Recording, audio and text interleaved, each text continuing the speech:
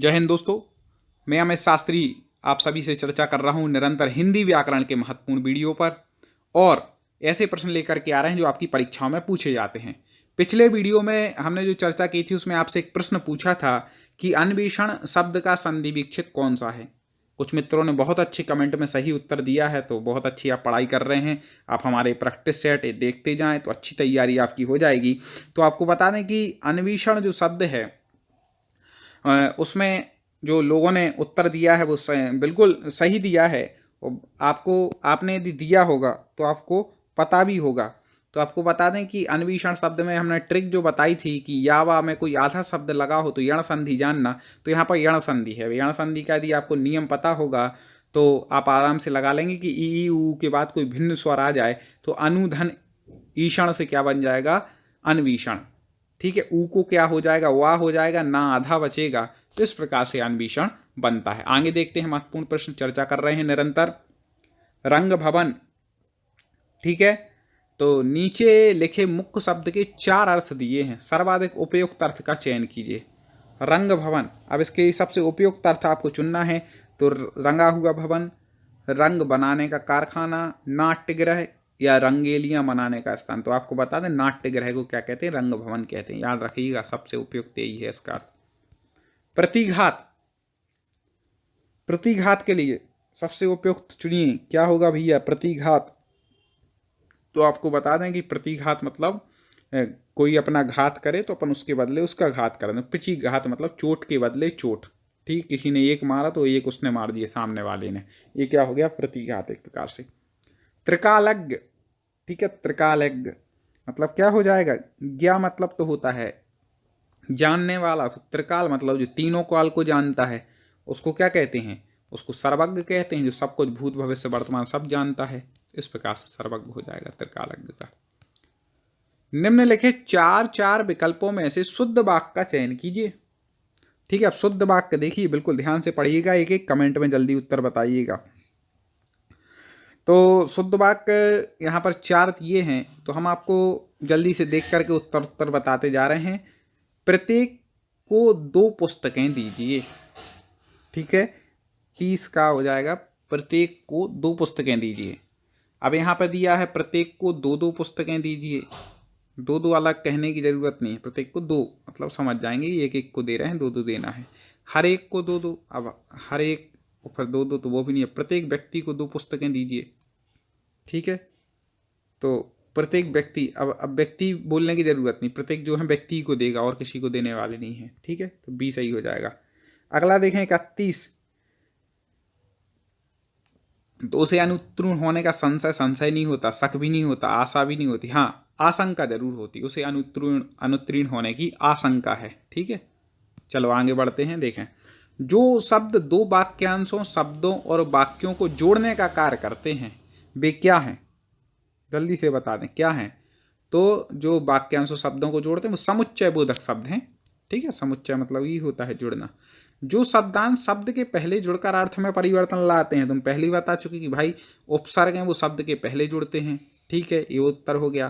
प्रत्यय शब्द के बाद में जुड़ते हैं। संधि 2 वर्णों के बीच में होती है, ऐसे आप लगा सकते हैं। नाक का बाल होना, मुहावरे का क्या अर्थ है।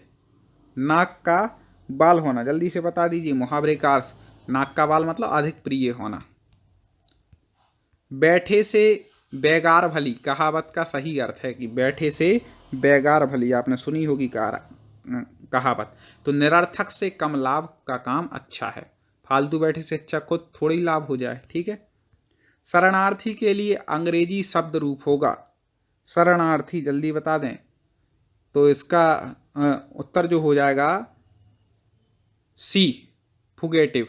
ठीक है, आगे बंदर का तत्सम है बंदर, तो बंदर को कहते हैं बानर।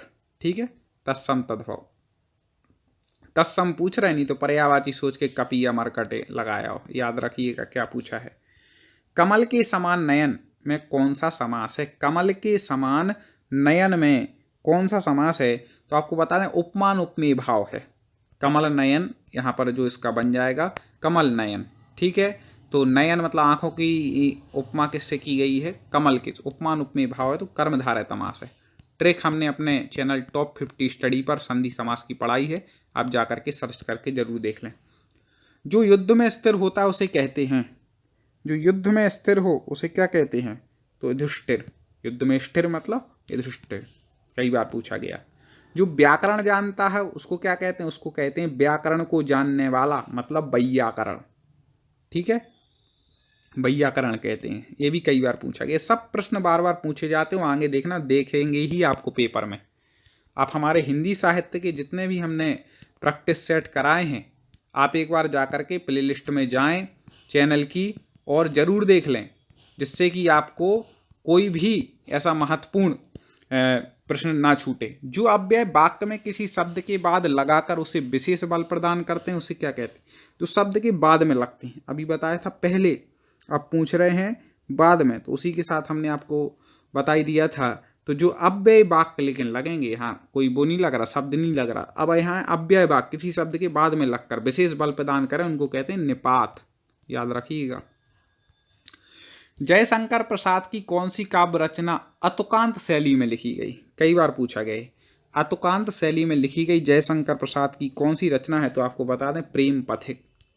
ठीक है, जो प्रेम का पथ हो जाता है फिर उसका कोई तुक नहीं रहता, वो इधर उधर मतलब घूमता है। अतुकांत ऐसे ही आप याद रख लेंगे, याद करने के लिए ऐसा कोई मतलब वो नहीं है।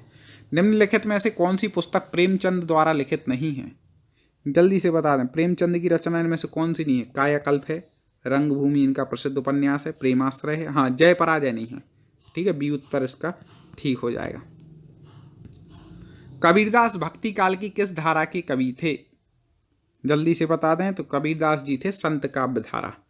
ठीक है, निर्गुण के काव्य के अंतर्गत जो संत काव्य धारा थी उसके कवि थे कौन? कबीरदास जी। ये सब एक प्रश्न बार बार पूछे जाने वाले परीक्षाओं वाले प्रश्न हैं दोस्तों। एक एक प्रश्न महत्वपूर्ण है, एक एक प्रश्न को याद करिए, ध्यान से समझिए, पढ़िए, क्योंकि पहले भी हम बहुत सारे वीडियो लाए हैं और आगे भी ऐसे हिंदी व्याकरण, जिसमें इसी में देखना आप संधि समास अव्यय उपसर्ग प्रत्यय विशेषण शब्द सब आ गए इन क्वेश्चनों में। और इसी के बाद आपको बता दें कि रचनाएं भी आ गई, प्रमुख विशेषताएं भी आ गई हैं, और काव्य शास्त्र भी आ गया, रस छंद अलंकार, ऐसे हर चीज़ आपको हमारे चैनल पर उपलब्ध मिलती है। ये हम लेकर के आते रहते हैं, इसलिए अभी तक सब्सक्राइब ना किया हो तो सब्सक्राइब कर लेना। दोस्तों एक निवेदन है कि वीडियो को लाइक जरूर करें, आप लाइक करेंगे तो हम और ऐसे वीडियो लाने का बिल्कुल प्रयत्न करते हैं कि दोस्त इतना पसंद कर रहे हैं तो हमें और ऐसे वीडियो ऐसे प्रश्न लाना चाहिए। तो आपको यदि प्रश्न पसंद आ रहे हो तो लाइक जरूर कर लेना। चले अगला देखें, पश्चिमी हिंदी के अंतर्गत कौन सी बोली बोली जाती है?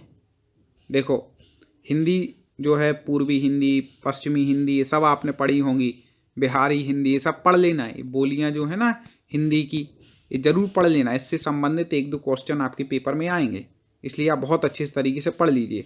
अब यहाँ पे पूछा है कि पश्चिमी हिंदी की कौन के अंतर्गत कौन सी बोली आती है?